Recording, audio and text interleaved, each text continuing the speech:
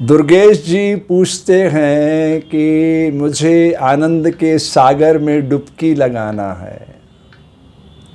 शरीर सोता रहता है तब भी मैं जागता रहता हूं। दुर्गेश जी, आपका बड़ा अच्छा प्रश्न है। ये शरीर कब सोएगा बेचारा? ये तो एक यंत्र है, इसको सुलाने वाला कौन है? इस पर तो चर्चा करना पड़ेगी ना। देखिए दुर्गेश जी, आनंद अनुभूति का विषय है।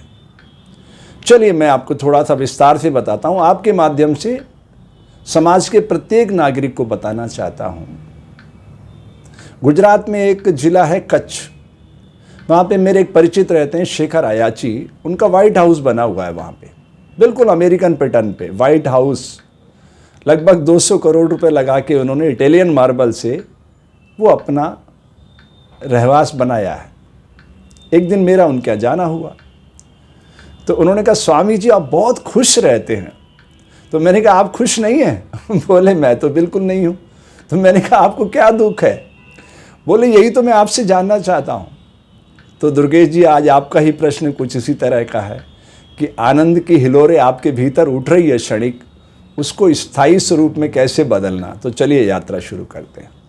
देखिए दुर्गेश जी, योग में 4 पिल्लर हैं आनंद की अनुभूति के।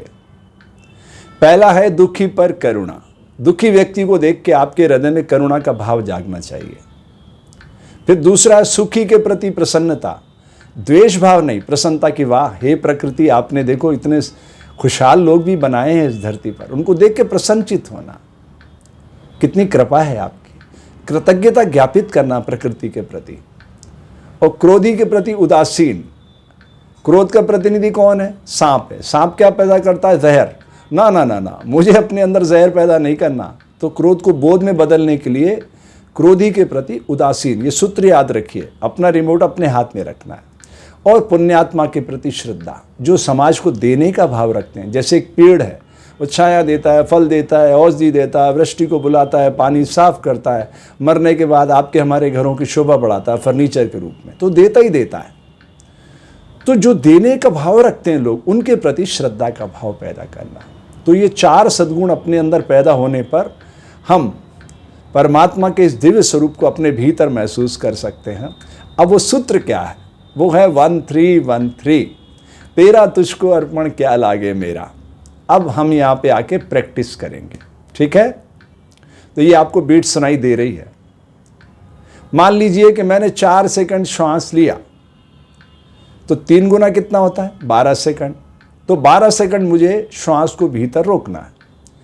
फिर 4 सेकंड में प्रश्वास खाली करूंगा और 12 सेकंड मुझे बिना श्वास के खाली रहना है। तो इस पूरी प्रक्रिया में जो प्राणायाम है वो सिर्फ 12 सेकंड का ही है। तो धीरे धीरे अभ्यास के बल पर हम आगे बढ़ेंगे। लेकिन सूत्र क्या है? 1313, तेरा तुझको अर्पण, ठीक है? तेरा तेरा, ठीक है? सब कुछ तेरा ही है, जो भी है वो सब तेरा है परमात्मा। ये प्राण भी तेरे, शरीर भी तेरा, विचार भी तेरे। तो हमारा तो कुछ है ही नहीं, क्यों खामखा हम इसमें उलझ रहे हैं?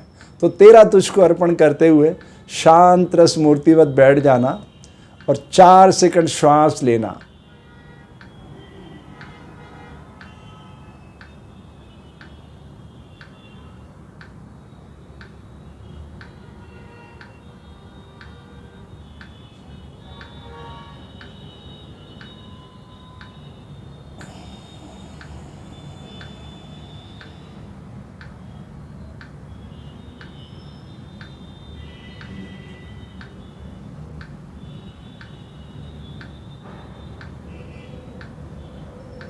तो इस तरह से 32 सेकंड में एक श्वास लेने का मौका मिलेगा। मान लो हमने 10 बार इस क्रिया को दोहराया तो 320 सेकंड का खेल है सारा, ठीक है? तो इस तरह से हम श्वास प्रश्वास करेंगे और प्रकृति के साथ तादात्म्य स्थापित करने की कोशिश करेंगे प्राणायाम के सूत्र के साथ। सूत्र क्या है? 1313, ठीक है? तो अगर आप ये धीरे धीरे जैसे जैसे अभ्यास बढ़ाएंगे और आपका 10 सेकंड इनहेल हो गया तो आपको होल्ड कितना करना है? 30 सेकंड। फिर एक्सेल कितना करना है? 10 सेकंड। फिर ब्लैंक कितना रखना है? 30 सेकंड। तो आपका 80 सेकंड का एक श्वास हो जाएगा। तब आपको आनंद की अनुभूति होने लग जाएगी। क्षणिक आनंद से स्थायी आनंद में रूपांतरित करने के लिए आनंद को ये सूत्र है। ठीक है, चलिए इसकी यात्रा करते हैं।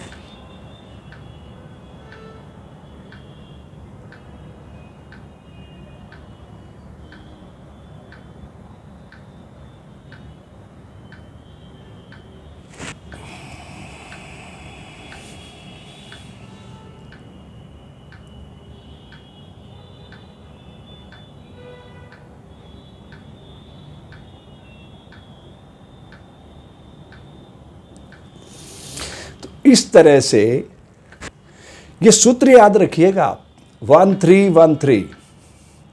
4 सेकंड मैंने श्वास लिया, 12 सेकंड रोका, 4 सेकंड छोड़ा, 12 सेकंड खाली रखा। अब अगर इसको मैं 5 कर दूंगा तो वो कितना हो जाएगा? 15।